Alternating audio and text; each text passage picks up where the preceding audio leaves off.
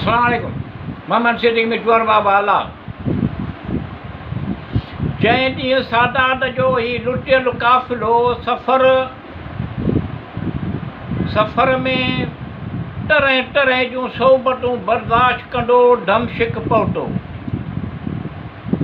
जंहिं ॾींहुं सादात जो ही लुटियल काफ़िलो सफ़र में तरह तरह जूं सोबतूं बर्दाश्त कंदो धमशिक पहुतो त शहर में ख़ुशीअ जा शादमाना वॼी रहिया हुआ। माण्हुनि जी पीउ पीआ हुई ऐं ख़ानदाने रिसालत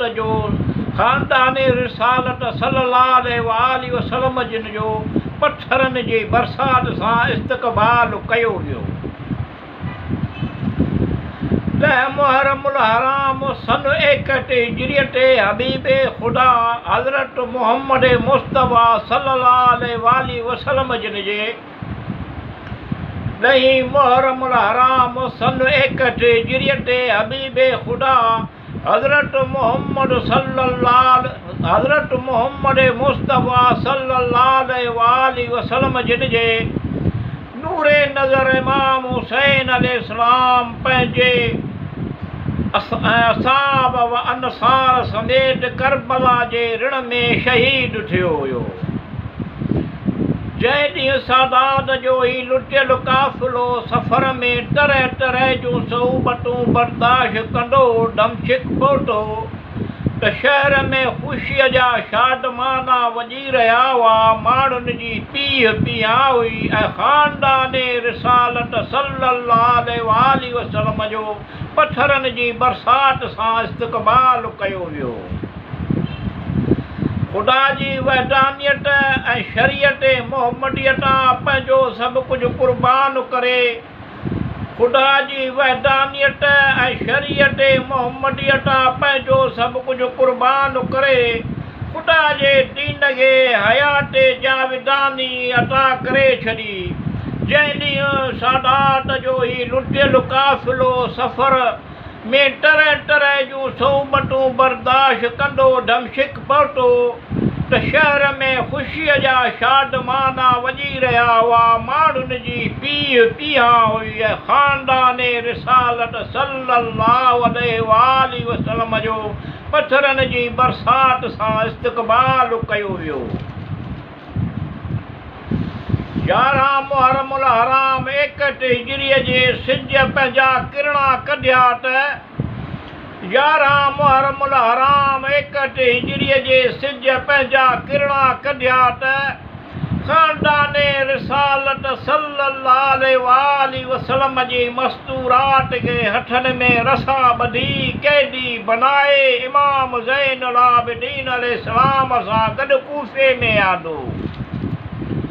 जंहिं ॾींहुं सादात जो ही लुटियल काफ़िलो सफ़र में तरह तरह जूं सोबतूं बर्दाश्त कंदो धमशिक पहुतो त शहर में ख़ुशीअ जा शादमाना वॼी रहिया हुआ। माण्हुनि जी पीउ पीआ हुई ऐं ख़ानदाने रिसालत सल्लल्लाहु अलैहि वसल्लम जो पथरनि जी बरसात सां इस्तक़बाल कयो वियो। आले रसूल सल्लल्लाहु अलैहि वसल्लम जे काफ़िले खे कूफ़े ऐं ॿियनि शहरनि में दरबदर करे संदने तशहीर करण बैदि आले रसूल सल्लल्लाहु अलैहि वसल्लम जे काफ़िले खे कूफ़े ऐं ॿियनि शहर में दरबदर करे संदने तशहीर करण बैदि 16 रबियुल अव्वल 61 हिजरी जॾहिं खेनि शाम जे दरबार में पेश कयो वियो हुयो। जंहिं ॾींहुं सादात जो ही लुटियल काफ़िलो सफ़र तरह तरह जूं सोबतूं बर्दाश्त कंदो धमशिक पहुतो त शहर में ख़ुशीअ जा शादमाना वॼी रहिया हुआ। माण्हुनि जी पीउ पीआ हुई ऐं ख़ानदाने रिसालत सल्लल्लाहु अलैहि वसल्लम जो पथरनि जे बरसात सां इस्तक़बाल कयो वियो। त उन वक़्तु शाम जे शहर में जशन जो समा हुयो यज़ीद इब्न मुआविया जे दरबार में। त उन वक़्तु शाम जे शहर में जशन जो समा हुयो यज़ीद इब्न मुआविया जे दरबार में पेश करण बैदि सादात खे हिक टंग ऐं तारीख़ ज़िंदान में क़ैद कयो वियो। जंहिं ॾींहुं सादात जो ही लुटियल काफ़िलो सफ़र में तरह तरह जूं सोबतूं बर्दाश्त कंदो दमशिक पहुतो त शहर में ख़ुशीअ जा शादमाना वॼी रहिया हुआ। माण्हुनि जी पीउ पीआ हुई ऐं ख़ानदाने रिसालत जो पथरनि जे बरसात सां इस्तक़बाल कयो वियो। जिते हिननि हिक साल क़ैद बंद जो इंतिहाई ऐज़ियतनाक सोबतूं बर्दाश्त कयूं, उन तवील क़ैद दौरान इमाम हुसैन अलैहिस्सलाम जी प्यारी न्याणी, जिते हिननि हिक साल क़ैद बंद जो इंतिहाई ऐज़ियतनाक सोबतूं बर्दाश्त कयूं, उन तवील क़ैद दौरान इमाम हुसैन जी प्यारी न्याणी सैयदा सकीना अलैहिस्सलाम वतन वरण जी आस अखियुनि खणी ज़िंदान जे तारीकीअ में इंतकाल करे वेई ऐं संदसि मुदफ़न में उन क़ैद खाने जे अंदरि थियो। जंहिं ॾींहुं सादात जो ही लुटियल काफ़िलो सफ़र में तरह तरह जूं सोबतूं बर्दाश्त कंदो दमशिक पहुतो त शहर में ख़ुशीअ जा शादमाना वॼी रहिया हुआ। माण्हुनि जी पीउ पीआ हुई ऐं ख़ानदाने रिसालत सल्लल्लाहु अलैहि वसल्लम जो पथरनि जी बरसात सां इस्तक़बाल कयो वियो। यज़ीद इब्न मुआविया जे दरबार में इमाम ज़ैनुल आबिदीन अलैहिस्सलाम ऐं सैयदा ज़ैनब अलैहिस्सलाम जे ॾिनल तारीख़ी ख़ुतबनि यज़ीद इब्न मुआविया जे दरबार में इमाम ज़ैनुल आबिदीन अलैहिस्सलाम ऐं सैयदा ज़ैनब अलैहिस्सलाम जे ॾिनल तारीख़ी ख़ुतबनि सादात जे तवील क़ैद ऐं क़ैद दौरान मसूम सकीना जे इंतकाल करे वञण बैदि हालतुनि अहिड़ो रुख़ इख़्तियार कयो। जंहिं ॾींहुं सादात जो ही लुटियल काफ़िलो सफ़र में तरह तरह जूं सोबतूं बर्दाश्त कंदो दमशिक पहुतो त शहर में ख़ुशीअ जा शादमाना वॼी रहिया हुया। माण्हुनि जी पीउ पीआ हुई ऐं ख़ानदाने रिसालत सल्लल्लाहु अलैहि वसल्लम जो पथरनि जे बरसात सां इस्तक़बाल कयो वियो। जो हाणे यज़ीद इब्न मुआविया लाइ आले रसूल सल्लल्लाहु अलैहि वसल्लम खे वॾी अरसो क़ैद रखणु ॾुखियो बणिजी वियो। जो हाणे यज़ीद इब्न मुआविया जे लाइ आले रसूल सल्लल्लाहु अलैहि वसल्लम खे वॾी अरसो क़ैद रखणु ॾुखियो बणिजी वियो ऐं नेठि मजबूर थी सादात खे आज़ाद करण वारे मामले ते ग़ौर वीचार करणु लॻो।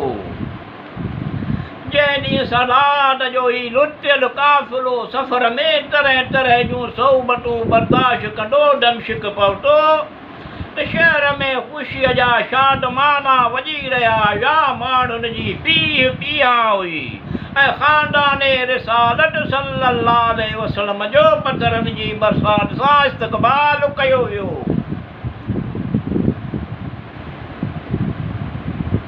यज़ीद इब्न मुआविया इमाम ज़ैनुल आबिदीन अलैहिस्सलाम जिन खे चयो आऊं तव्हांखे आज़ादु करियां थो। यज़ीद इब्न मुआविया इमाम ज़ैनुल आबिदीन अलैहिस्सलाम जिन खे चयो आऊं तव्हांखे आज़ादु करियां थो। तव्हीं जिते चाहियो आज़ादीअ सां रही सघो था, मदीने ॾांहुं वापसि वञी सघो था, तव्हीं जे चाहियो। जंहिं ॾींहुं सादात जो ही लुटियल काफ़िलो सफ़र में तरह तरह जूं सोबतूं बर्दाश्त कंदो दमशिक पहुतो त शहर में ख़ुशीअ जा शादमाना वॼी रहिया हुया। माण्हुनि जी पीउ पीआ हुई ऐं ख़ानदाने रिसालत सल्लल्लाहु अलैहि वसल्लम जो पथरनि जी बरसात सां इस्तक़बाल कयो वियो। यज़ीद इब्न मुआविया पारां बशीर इब्न जज़लम खे सादात जे यज़ीद इब्न मुआविया पारां बशीर इब्न जज़लम खे सादात जे रिहाई ॾिनल काफ़िले खे मदीने पहुचाइण लाइ मुक़ररु कयो वियो। जंहिं ॾींहुं सादात जो ही लुटियलु काफ़िलो सफ़र में तरह तरह जूं सोबतूं बर्दाश्त कंदो दमिश्क पहुतो त शहर में ख़ुशीअ जा शादमाना वॼी रहिया हुया। माण्हुनि जी पीह पीहां हुई ऐं ख़ानदाने रिसालत सल्लल्लाहु अलैहि वसल्लम जो पथरनि जी बरसात सां इस्तक़बाल कयो वियो। ऐं सादात जो ही उजड़ियल काफ़िलो सफ़र जूं मंज़िलूं तय कंदो जॾहिं उन मक़ाम ते पहुतो। ऐं सादात जो ही उजड़ियल काफ़िलो सफ़र जूं मंज़िलूं तय कंदो जॾहिं उन मक़ाम ते पहुतो जितां इराक़ ऐं मदीने जा रस्ता जुदा थी रहिया हुया त सैयदा ज़ैनब अलैहिस्सलाम जे हुकुम ते काफ़िले खे इराक़ ॾांहुं मोड़ियो वियो। जंहिं ॾींहुं सादात जो ही लुटियलु काफ़िलो सफ़र में तरह तरह जूं सोबतूं बर्दाश्त कंदो दमिश्क पहुतो त शहर में ख़ुशीअ जा शादमाना वॼी रहिया हुया। माण्हुनि जी पीह पीहां हुई ऐं ख़ानदाने रिसालत सल्लल्लाहु अलैहि वसल्लम जो पथरनि जी बरसात सां इस्तक़बाल कयो वियो। ऐं काफ़िलो अची करबला जे रिण में पहुतो जिते पहिरियों भेरो सैयदा ज़ैनब अलैहिस्सलाम पंहिंजे प्यारे भाउ इमाम हुसैन अलैहिस्सलाम, गाज़ी अब्बास अलैहिस्सलाम, शबी पैगंबर अली अकबर अलैहिस्सलाम ऐं काफ़िलो अची करबला जे रिण में पहुतो जिते पहिरियों भेरो सैयदा ज़ैनब अलैहिस्सलाम पंहिंजे प्यारे भाउ इमाम हुसैन अलैहिस्सलाम, गाज़ी अब्बास अलैहिस्सलाम, शबी पैगंबर अली अकबर अलैहिस्सलाम ख़ानदाने बनी हाशिम जे ॿियनि कूंडरनि जा गॾु पहुती हुई। ही उहो ई रिण हुयो जंहिं ॾींहुं सादात जो ही लुटियलु काफ़िलो सफ़र में तरह तरह जूं सोबतूं बर्दाश्त कंदो दमिश्क पहुतो त शहर में ख़ुशीअ जा शादमाना वॼी रहिया हुया। माण्हुनि जी पीह पीहां हुई ऐं ख़ानदाने रिसालत सल्लल्लाहु अलैहि वसल्लम जो पथरनि जे बरसात सां इस्तक़बाल कयो वियो। जिते जाबिर बिन अब्दुल्ला अंसारी वेठल हुयो मुजावर थी, जिते जाबिर अब्दुल्ला अंसारी वेठल हुयो मुजावर थी, बीबियूं जॾहिं राहे ख़ुदा जे शहीदनि जे क़बरनि ते पहुतियूं त करबला में ॼण कोहराम मची वियो। जंहिं ॾींहुं सादात जो ही लुटियलु काफ़िलो सफ़र में तरह तरह जूं सोबतूं बर्दाश्त कंदो दमिश्क पहुतो त शहर में ख़ुशीअ जा शादमाना वॼी रहिया हुया। माण्हुनि जी पीह पीहां हुई ऐं ख़ानदाने रिसालत सल्लल्लाहु अलैहि वसल्लम जो पथरनि जी बरसात सां इस्तक़बाल कयो वियो। हर तरह आहो वज़ारी जूं सदाऊं बुलंद थी रहियूं हुयूं। हर तरफ़ आह वज़ारी जूं सदाऊं बुलंद थी रहियूं हुयूं। इहो 20 सफ़र मुज़फ़र 62 हिजरी जो ॾींहुं हो जंहिं ॾींहुं इमाम हुसैन अलैहिस्सलाम जो ॿियो चेलम हुयो। जंहिं ॾींहुं सादात जो ही लुटियलु काफ़िलो सफ़र में तरह तरह जूं सोबतूं बर्दाश्त कंदो दमिश्क पहुतो त शहर में ख़ुशीअ जा शादमाना वॼी रहिया हुया। माण्हुनि जी पीह पीहां हुई ऐं ख़ानदाने रिसालत जो पथरनि जी बरसात सां इस्तक़बाल कयो वियो। इमाम ज़ैनुल आबिदीन अलैहिस्सलाम जे लाइ उन दिलसोज़ माहौल खे बर्दाश्त करणु मुश्किल बणिजी वियो। इमाम ज़ैनुल आबिदीन अलैहिस्सलाम जे लाइ उन दिलसोज़ माहौल खे बर्दाश्त करणु मुश्किल बणिजी वियो जंहिं सबबि पाण मदीने ॾांहुं रवानगीअ जो फ़ैसिलो कयाऊं। जंहिं ॾींहुं सादात जो ही लुटियलु काफ़िलो सफ़र में तरह तरह जूं सोबतूं बर्दाश्त कंदो दमिश्क पहुतो त शहर में ख़ुशीअ जा शादमाना वॼी रहिया हुया। माण्हुनि जी पीह पीहा हुई ऐं ख़ानदान रिसालत सल्लल्लाहु अलैहि वसल्लम जो पथरनि जी बरसात सां इस्तक़बाल कयो हुयो। जंहिंखां पोइ 23 सफ़र मुज़फ़र ॿ हिजरीअ ते उन जुड़ियल काफ़िले मदीने ॾांहुं रवानगी इख़्तियार कई।